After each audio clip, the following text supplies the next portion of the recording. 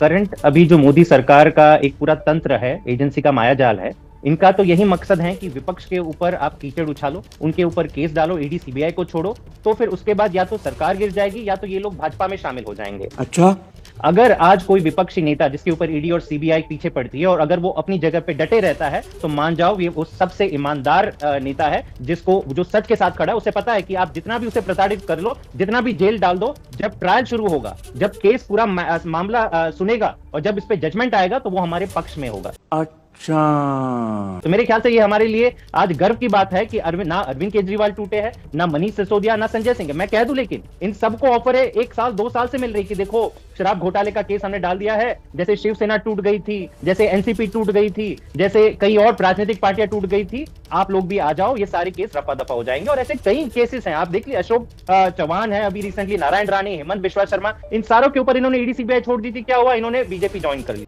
आइए देखते हैं बताएगा। वैसे तो मेरे किसी भी सवाल का जवाब जैस्मीन शाह जी ने नहीं दिया, परंतु मैं फिर भी उसके बावजूद उनके सवालों का जवाब देता हूं। देखिए, अभी क्या दिखाया जा रहा है कि अदालत ने निर्णय सुरक्षित रखा है। टाइमिंग का विषय कहां से है? 9 सम्मन दिए गए थे। अगर पहले ही सम्मन पे आ जाते तो इलेक्शन बहुत दूर था।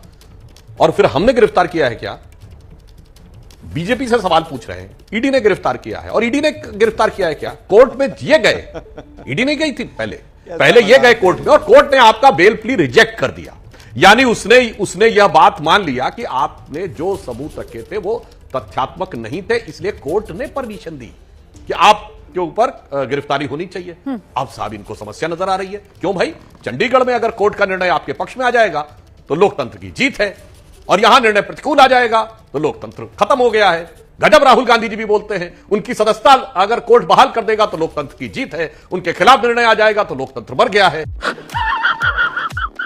इसलिए मैं कहना चाहता हूं, और बातों बातों मुझे याद आ गया, जैस्मीन शाह जी, आपकी तो पार्टी ने कहा था ना कि आप मिलने वाले हर चंदा को दिखाएंगे, अपनी वेबसाइट के ऊपर लागू किया करेंगे। शुरू में कुछ दिन दिखाया भी था, फिर कुछ ऐसी कंपनियां आई थी जो एक ही रात में बनी थी और अगले दिन वो गायब हो गई थी। यानी एक दिन के लिए क्रिएट हुई कंपनियों ने कई करोड़ों रुपए आपकी पार्टी को दे दिए थे, उसके बाद से गायब हो गया। वो पर डे दिखाने वाला कि जो हमारे ऊपर दिखाया जाएगा, वो गायब ही हो गया था आपका। फिर ये भी याद आया, शराब घोटाले पे आप बात कहते हैं, अभी आपके मुंह से क्या बात निकली? वो ड्राई स्टेट हो रहा था दिल्ली, इसलिए आपने उसको विड्रॉ कर लिया। यानी दिल्ली को खुश नहीं तर रखना था। क्या बात कर रहे हैं? फिर मुझे याद आया, आपकी पार्टी ने तो अपने लिखित घोषणा पत्र में कहा था ना कि दारू का ठेका तब खुलेगा जब उस इलाके के रहने वाली 80% महिलाओं की सहमति ले ली जाएगी। कितनी जगहों की सहमति ली थी? इसीलिए हम आपसे कहना चाहते हैं, आज भी अदालत के निर्णय के आधार के ऊपर वह गिरफ्तार हुए हैं, क्योंकि अदालत में उनकी बेल याचिका खारिज हो गई। यही नहीं, अभी और सुनिए। फोरेंसिक यूनिट भी खोल दी है क्या भारतीय जनता पार्टी ने? क्योंकि मेरी जानकारी तो जहां तक है, एजेंसी आती है, सबूत को देखती है, फोरेंसिक लैब में भेजा जाता है और फिर पता चलता है कि सत्यापन होने पर वो फर्जी है या असली है। इन्होंने टीवी डिबेट पर एक लैब खोल दी और बता दिया फर्जी है। पहला झूठ यहां पकड़ा गया।